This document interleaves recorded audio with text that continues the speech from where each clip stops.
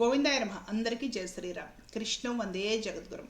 భగవద్గీత 2వ అధ్యాయము 69వ శ్లోకం. యా నిశా సర్వభూతానాం తస్యాం జాగర్తి సంయమీ యస్యాం జాగ్రతి భూతాని సా నిశా పశ్యతో మునేః. నిత్యజ్ఞాన స్వరూప పరమానంద ప్రాప్తియందు స్థితప్రజ్ఞుడైన యోగి మేల్కొని ఉండును. అది ఇతర ప్రాణులన్నింటికి రాత్రితో సమానము. నశ్వరమైన ప్రాపంచిక సుఖ ప్రాప్తికై ప్రాకులాడుచు ప్రాణులన్నీను మేల్కొని ఉండురు. అది పరమాత్మ తత్వము నెరిగిన మునికి అంటే మరణశీలునకు రాత్రితో సమానము. తాత్పర్యం కాస్త చదువుతూ ఉంటే అర్థం చేసుకోవడానికి కష్టంగా ఉంటుంది, కానీ అతి తేలిక ఉదాహరణలతోటి అందరికీ తేలిగ్గా అర్థమయ్యేలాగా చెప్పడానికి ప్రయత్నం చేస్తా. ఒక ఉదాహరణ తీసుకుందాం.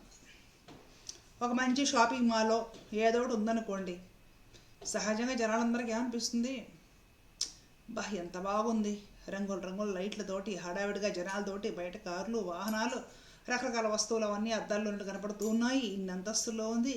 ఇప్పుడు అర్జెంటుగా దీంట్లోకి దూరేస్తే 1-2 గంటలో టైం పాస్ అవుతుంది, హ్యాపీగా అన్నీ చూడొచ్చు, షాపింగ్ చేసుకోవచ్చు. కొనేది 1-2 వస్తువులైనా కూడా అన్నీ చూడొచ్చు, ఎంజాయ్ చేయొచ్చు. మనకి కొత్త విషయాలు తెలుస్తాయి. లేటెస్ట్ ఫ్యాషన్లు ఏమొచ్చాయి, లేటెస్ట్ వస్తువులు మార్కెట్లో వచ్చాయి, ఇవన్నీ తెలుస్తాయి. గబగబాబాయ్ ముందు అందులోకి దూరాలి. ఏమిటది చెప్పండి? ఆకర్షణ. అది మనల్ని ఆకర్షించింది. ఒక భౌతిక వస్తువు మనల్ని విపరీతంగా ఆకర్షించేస్తుంది. మనం పరుగులు పెట్టుకుంటూ అందులోకి వెళ్ళిపోయాం. అదే ఎవరైనా ఒక తాత్వికుడు ఉన్నాడు అనుకోండి, ఈ హడావిడి, ఈ వైభోగము, ఆ అద్దాల మేడలు, దాంట్లో పెట్టిన పలు రకాల వస్తువులు, ఈ షాపింగ్ మాల్స్, జనాల హడావిడి, అక్కడ తిండి తిరగడము మొత్తం అంతా అతను చూస్తాడు. తనకేమనిపించదు, తనని ఆకర్షించదు. అదేముందులే నిత్యమైనది, అది శాశ్వతమా, మనకి పనికి వచ్చేదా, ఏదో జనాలు వెర్రి, వాళ్ళకి ఏదో కావాలని బాగా పెడుతున్నారు, మనకి ఎందుకు అదంతా అని పక్క తిప్పేస్తాడు చూపులు. కారణం ఏంటంటే ఎంతోమందిని ఆకర్షించిన ఒక వస్తువు తాత్వికుడిని, ఈ విధంగా ఆలోచించిన ఇలాంటి వ్యక్తిని ఆకర్షించలేకపోయింది.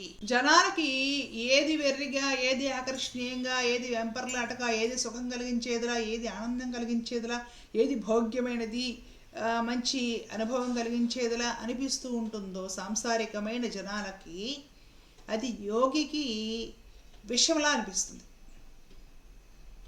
అది శాశ్వతత్వాన్ని కలిగించేది కాదు. సుఖమా అంటే క్షణిక సుఖము.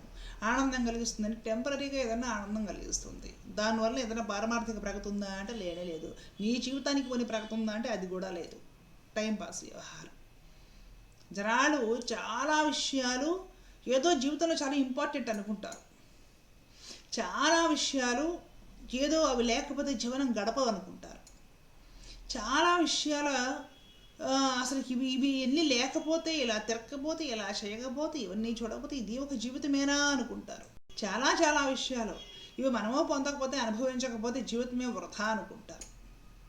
సహజంగా లోక రీతి అలా ఉంటుంది. కానీ మరణశీలుడు యోగి అయిన వాడి వ్యవహారము, ఆలోచన వేరే విధంగా ఉంటుంది. దేని మీద జనాలకు వెంపర్లాట ఉంటుందో, దేని వైపుకు జనాలకు పరుగులు ఉంటాయో అది ఇతనికి వేగట్టు. అర్థమైంది కదా స్పష్టంగా? సరే, మనందరికీ తెల్లారు లేగిస్తే సూర్యుడు ఉదయించిన తర్వాత ఈ పగలంతా బాగా అనిపిస్తుంది. ఉదాహరణకు చెప్తున్నా. ఎందుకంటే తెల్లారు లేచిన దగ్గర నుండి లోక వ్యవహారాలు సాగుతాయి. ఎవరి పనులకు వాళ్ళు పోవాలి, వాళ్ళు ఎత్తుకొని మాట్లాడాలి, ఎవరి పనులు వాళ్ళు చూసేసుకోవాలి.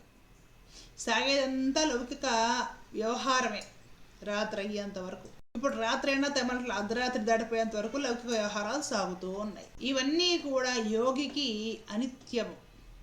కాబట్టి ఏది మనకి మిరుమిట్లు కలుపుతూ లోక వ్యవహారం సాగిస్తూ మనకి ఇంపార్టెంట్, ఈ పని అవ్వలేదే, అది జరగలేదే, ఇది పొందలేదే, ఇది మనం ఆలోచిస్తున్నామో, ఇదంతా ఈ వ్యవహారం అంతా ఒక యోగికి రాత్రిలా చీకటిలా అనిపిస్తుందట. అంటే యోగి పట్టించుకోడు, యోగిని ఆకర్షించలేదు, యోగి మనసుకి ఇవన్నీ ఎక్కడం లేదు, మనకి ఎక్కేవి అని చెప్తున్నాడు ఇక్కడ పరమాత్మ. సరే, ఏ రాత్రి వేళ మనము ఇక ఏ పని చేయలేం. రాత్రి అయిపోయింది, ఇంకేం చేస్తాం? తిని పడుకోవడమే, ఇంకేం చేయలేం. లౌకిక వ్యవహారాలు ఏం చేయలేం, మొత్తం కట్టిపెట్టేయాలి. రాత్రి అయిపోయింది, తిని పడుకోవడమే. ఇంకా రాత్రి తిని పడుకోవడానికి మాత్రమే మనకు వస్తుంది అని మనం దేన్ని మనము మన లౌకిక వ్యవహారాలకి పనికిరాదిది అనుకుంటాము, శూన్యము అనుకుంటాము. ఆ స్థితి యోగికి నిజమైన రోజు కింద లెక్క, ఆత్మజ్ఞానం ఉన్నవాడికి తరించే సమయం కింద లెక్క. అంటే ఇక్కడ వాళ్ళు అర్ధరాత్రులు కూర్చొని తపస్సులు చేస్తారు అని కాదు, ఇక్కడ పగలు రాత్రి అని కాదు విషయం. భగవంతుడు చెప్తున్న అంతరార్థం ఏంటంటే, ఏది నీకు మిరుమిట్లు కనిపిస్తూ నిన్ను ఆకర్షిస్తూ, ఏది నీకు గొప్ప భోగ్యమైనది అనుభవించాల్సినది, ఇవన్నీ లేకపోతే బ్రతికేలేదు అనేసి సాంసారికులు అంటే లోక వ్యవహార రీతిలో లోకులు అనుకుంటారో, ఆత్మజ్ఞానం కలిగిన వాడు అదంత వశతుల్యం అనుకుంటాడు.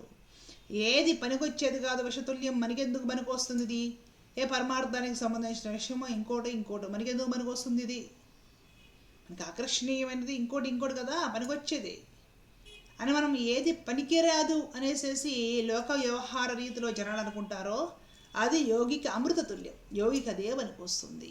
ఏ రైల్వే స్టేషన్ దగ్గర ట్రైన్ ఆగింది అనుకుందాం, అక్కడ ఒక ప్లాట్ఫామ్, దాని మీద ఒక బండి పెట్టేసేసి పుస్తకాలు అమ్ముతున్నారు. దాంట్లో నవల్స్ అని, మ్యాగజైన్లు అని, రకరకాల కథల పుస్తకాలు, ఎన్నో ఆకర్షణీయమైన ముఖ చిత్రంతో ఎన్నో పుస్తకాలు ఉన్నాయి. ఆ పక్కన వివేక చూడామణి తాత్విక చింతన అనే టైటిల్ తోటి ఏదైనా ఒక చిన్న పుస్తకం ఉందనుకోండి, ఆ పుస్తకం చిన్నదైనా సరే దాని మీదకి లోకుల మనసు పోదు.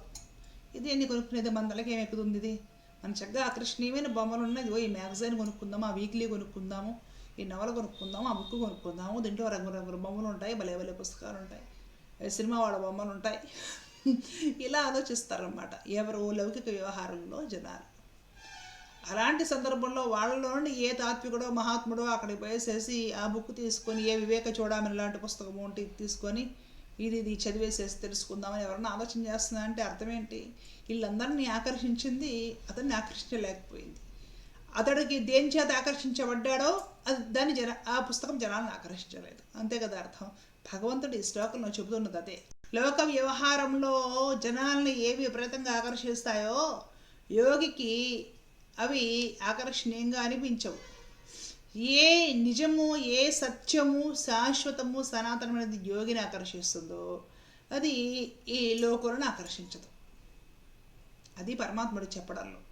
వీళ్ళందరికీ పగలుగా ఉన్నది యోగికి రాత్రి, వీళ్ళందరికీ రాత్రిగా ఉన్నది యోగికి పగలు అని చెప్పడంలో ఉద్దేశము రాత్రి పగలని కాదు, ఇక్కడ విషయం ఇది. కాబట్టి పరమాత్మ తత్వము ఎరిగిన మునికి జనాలు ఏది పగలనుకుంటారో అది రాత్రితో సమానము. జనాలన్నీ కూడా ఏది రాత్రి అనేసి అనుకుంటారో ప్రాణులన్నీ, అది యోగికి పగలతో సమానం. నిదానంగా భగవంతుడిని ఆరాధించగా సాధనలోకి వెళ్ళిన తర్వాత సాధకుల పరిస్థితి ఇదే. జనాలకు దేని మీద వెంపర్లాట ఉంటుందో దాని మీదకి ఇతనికి వెంపర్లాట పోదు. ఇతనికి దేని మీద వెంపర్లాట ఉంటుందో అది జనాలకి పిచ్చి అనుకుంటారు. భగవద్భక్తి, భగవంతుడి కోసం చేసే కృషి, సాధన, ఇవన్నీ కూడా జనాలకి పిచ్చి అనిపిస్తూ ఉంటుంది. దాంతో పాపం భగవద్భక్తులను కూడా వేధించడం మొదలు పెడతారు. వీళ్ళు ఈ కాలంలో పుట్టాల్సిన వాళ్ళు కాదు, ఈ యుగంలో పుట్టాల్సిన వాళ్ళు కాదు, వీళ్ళకి జీవితాన్ని అనుభవించడం రాదు, అది ఇది అనేసి వాళ్ళు వెర్రి పనులు చేసి ఆ వెర్రి పనులు ఈ భక్తులు లేదా సాధకులు చేయట్లేదు అనేసి వీళ్ళని సాధించడం మొదలెడతారు. కారణం ఏంటంటే ఎవరికి వెర్రి అంటే వాళ్ళకే వెర్రి కావాల్సినంత ఉంది. భగవంతుడు ఆ విషయాన్ని ఇక్కడ చెప్తున్నాడు. అంటే లోక వ్యవహార రీతిలో మునిగిపోయి ఉన్నవారు నిజము తెలుసుకోలేరు. నిజము తెలిసిన సాధకుడికి లోక వ్యవహార రీతి ఆకర్షించదు. అది పరమాత్మ చెప్పడంలో అంతరార్థం. ధర్మో రక్షత రక్షిత. జై శ్రీమన్నారాయణ. కృష్ణ.